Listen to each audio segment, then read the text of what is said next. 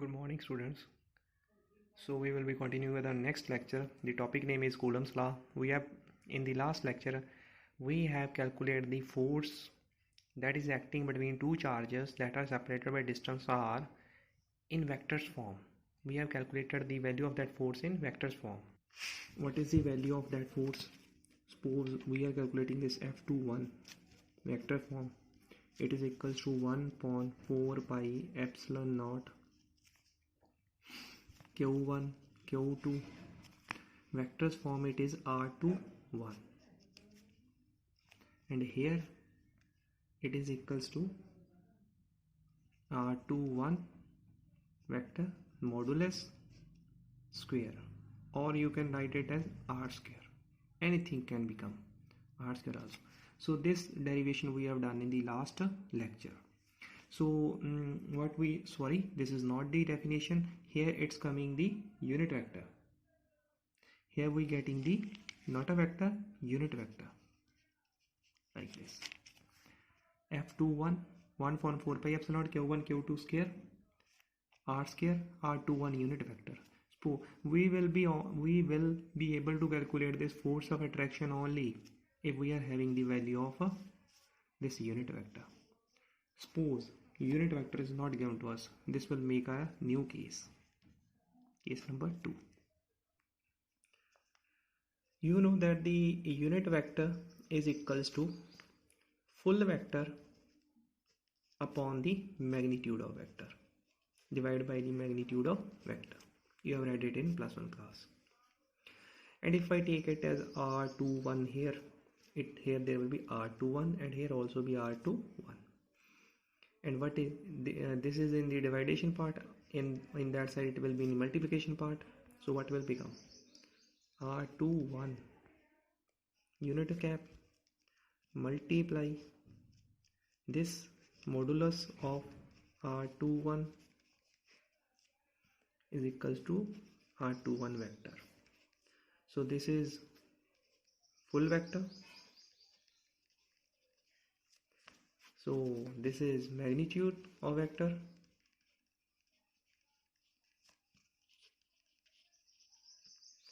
So this is unit vector.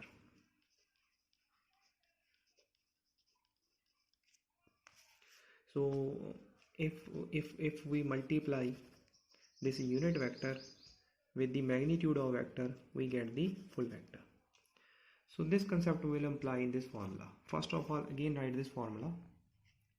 F21 equal to 1 upon 4 pi epsilon naught q1 q2 upon r21 magnitude square r21 unit vector.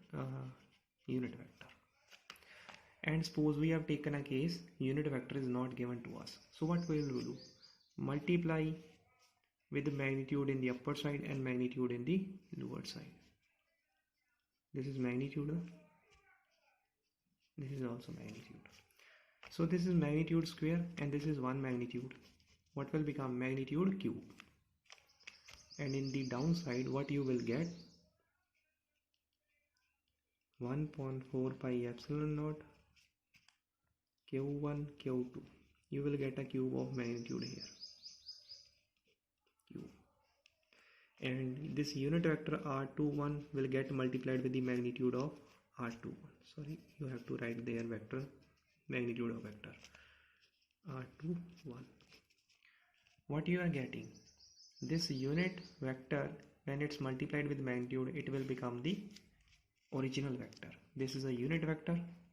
It's being multiplied with the magnitude of vector. It will become the original vector. What will be the original value of original vector? r21. So here in this place we can write as original vector is equals to multiply q1 q2 upon r21 cube 1 upon 4 pi epsilon naught is equals to F21. So when unit vector is not given, If we are having the value of full vector, we can put here, and if you know the full vector, you can take the modulus of that vector, you will get the magnitude. You can put here q1 and q2 are given to you, 1.4 pi epsilon naught value is known to you, 9 into 10 to the power 9. So you can calculate this concept. If unit vector is not given to us, the formula changes. The formula changes its shape. So here full vector concept is coming. So this is a case number 2. I'm again repeating. In the prior formula that we have obtained in the last lecture, we are provided with a vector formula. In vector form, we are provided with a unit vector. Here we are having unit vector. Suppose unit vector is not given, so we have to change our formula. Unit vector is equals to full vector upon magnitude of vector. Full vector is equal to unit vector into magnitude. So this comes. Full vector is equals to unit vector into magnitude. So write that formula again. This you are writing again this formula. F21 1.4 pi epsilon naught q1 q2. Unit vector is not given to us. We have to change this formula. So we multiply by the same thing and divide by the same thing. R21 R21 magnitude. Magnitude of this vector, magnitude of this vector. Square and one more. It will become cube. Unit vector into magnitude. What it will become? It will become a full vector R21. So if we know the value of full vector, suppose in numerical we are given the value of full vector, then we will use this formula. And similarly you can write this for F12 also. What it will become? 1.4 pi epsilon naught q1 q2. Here R1 2 vector q. Full vector will also be R2 1 2. Are you getting this concept now? So we have modified the formula. So remember this formula, this we are going to use in the next expression. Suppose now case is different. Case third means two charges are present with respect to origin. That means q1 charge is present here and q2 charge is present here. q1 is having a position vector of r1 and q2 is having a position vector of r2. The position vector concept you have read in the +1 class. Join these two charges with a straight line, because the force will act along the straight line. Coulomb law says the force of attraction acting, the force that is acting between two charges, it acts along the straight line that is joining the two charges. Suppose it is a positive charge and it is also positive charge. So what will be the force on q2 charge by q1? We will write this name as force on second charge by charge number 1. So its direction will be along this side because it will repel this charge.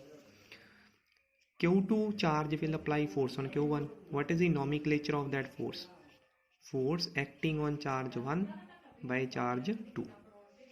So it's his direction. The direction of this force will be in this side and the direction of this force will be this side. Suppose this is a displacement vector towards 2 from 1 and its direction will be as same as F21, because force is having the same direction as that of this displacement vector R21. R1 is going in this direction and R2 is going in this direction. So this is R1, this is R21 and we are getting R2. I am again drawing it. This is R1, this is R21. What we are getting? R2. If we apply the triangle law of vector addition, what we will get? R1 vector plus R21 vector is equals to this. We have got relation by using the triangle law of vector addition. This plus this is equals to this. So R21 vector is equals to, this is here it is plus side, on that it will move on that side, it will goes negative R2 minus R1. So where the concept of R21 is coming, we can write R2 minus R1, because now we will draw the Coulomb's formula, force formula in case of this concept. When charges are means placed with respect to origin and they are having some position vectors, then the formula of Coulomb is going to change. What formula have we obtained? F, suppose 2 1 is equals to 1 upon 4 pi epsilon naught q1 q2. When unit vector was not given to us, when original vector was given, we will take it as original vector upon r21 vector magnitude, here it will become cube. And we have calculated the value of this r21 vector as a r2 minus r1.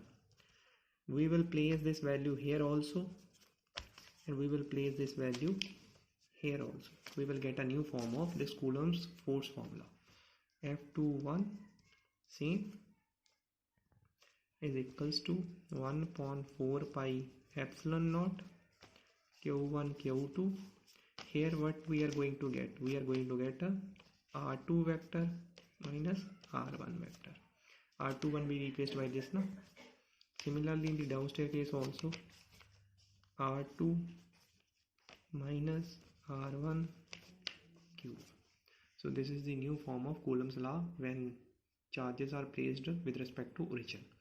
Similarly the formula can be written for F12 force also by seeing this force 1 upon 4 pi epsilon naught q1 q2, here r1 minus r2, because we are now calculating the force on 1 with respect to 2. So this is going to change, because here we are calculating the force on 2 with respect to 1. So what will we get? r1 minus r2 vector cube. So this is the new formula we are getting. So now you will get easily understood q1 q2 r1 r2. So what is the main concept? This r1 r2 r21, both addition will get this, r21 r2 minus r1. Formula is F21. And what is the formula we have derived? This formula we have derived in the last section when the unit vector is not given, full vector formula. We will put the value of r21 here and r21 here. That means, so this is the Coulomb's formula in vector form. So we will put the value of r21 here and r21 here. R21 value will be this according to our triangle law of vector addition. So new form of Coulomb's force is coming this. So this is case number 3rd. I am reviewing something.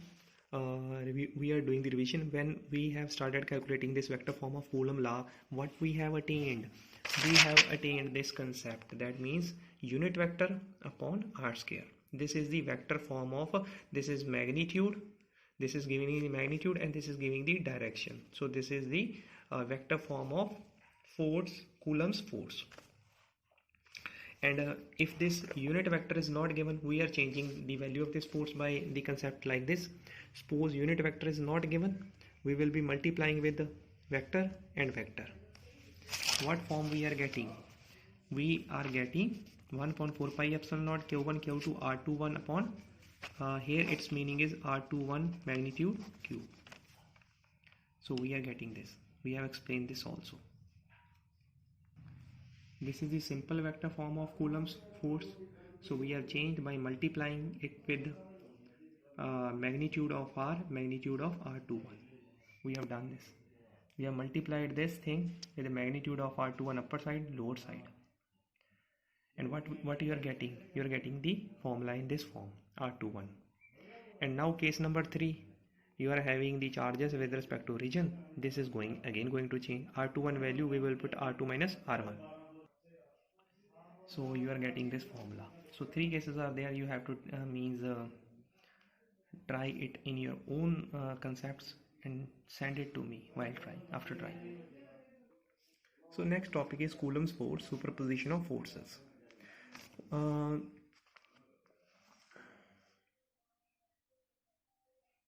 What is this superposition of forces? This superposition, suppose there is a charge q1 that is lying in space, q2 and q3. It's having positive nature, negative nature and negative nature. Q1 is pulling Q2 with a 100 Newton force, and Q1 is pulling Q3 also. Q1 is pulling Q2 with a 100 Newton, and suppose Q1 is pulling Q3 with a 60 Newton. Q1 is pulling Q2 also. Q1 is pulling Q3 also. So the force between these two charges is 100 Newton, and the force between these two charges is 60 Newton. Will this 60 Newton will have any effect on this 100 Newton? That means the force between these charges will be affected by this force or not? The question is this. No, it will not be affected by the force between other two charges. So the force that is acting on a pair of charges will not get affected by the force that is acting on another pair. So this is a concept. We will discuss in detail also. Make this case in further detail. Q1 means pulling Q2 with 100 Newton. But Q2 is pulling Q4 with a 60 Newton. Is this force is going to increase or decrease by the presence of this force? No. This force is acting between this pair, and 60 Newton is acting between this pair. So these two forces, they are acting on different pairs, so they will not be affected by the other pair. So Q2, it's pulling the Q1 with 100 Newton, and Q2 is pulling the Q4 with 60 Newton. So both the forces will not have any kind of effect on each other. If you want to write this concept, the force between two charges is independent of the presence of any other charges. That means this is a 100 Newton is force that is acting between these two charges. This force is independent of the presence of this charge or the presence of this charge. So you can make this definition as the force between two charges is independent of the presence of any other charge. That means the presence of any other charge does not affect on the force that is acting between the two charges. Means the pair force is not going to get disturbed. Suppose now we are changing some case. Q1 is a charge. Suppose Q1 is positive charge and Q2 is a negative charge and Q3 is a negative charge. That means what will happen? And Q4 is positive charge. Q1 is here, Q2, Q3, Q4 means this charge is surrounded by three charges. Means all the three charges will apply force on this Q1. Positive, it will repel in this direction. That means force acting on 1 by the charge 4. Q4 is applying force on Q1. How we will write the nomenclature of that force? Force acting on charge number 1 due to charge number 4 in this direction. Q2 is a negative charge. It will pull Q1 towards this direction. So this is nomenclature of this force. Force acting on charge 1 due to charge 2, F12. It will act in this direction. Q3 is also pulling Q1 towards itself. So what is the nomenclature of this force? Force on charge 1 by charge 3. It will pull. That means one force is acting in this direction, one force is acting in this direction, and one force is acting in this direction. So Q1 charge is acted by 3 forces. So what will be the total force on Q1? So when we want to calculate the total force on Q1, we will take the vector sum of all the forces. That means we will take the vector sum of all the forces. So 2 points are coming. If we are having a pair of charge, force does not get affected that is acting between the pair of charges, but the force that is acting on a single charge is going to change by the presence of other charges. That means the force acting on a single charge, it's going to get affected by the presence of other charges. That means if a single charge is there, effect of force of other charges will be there. If a force is acting on a pair, there will be no effect. I'm saying if a force is acting between pair,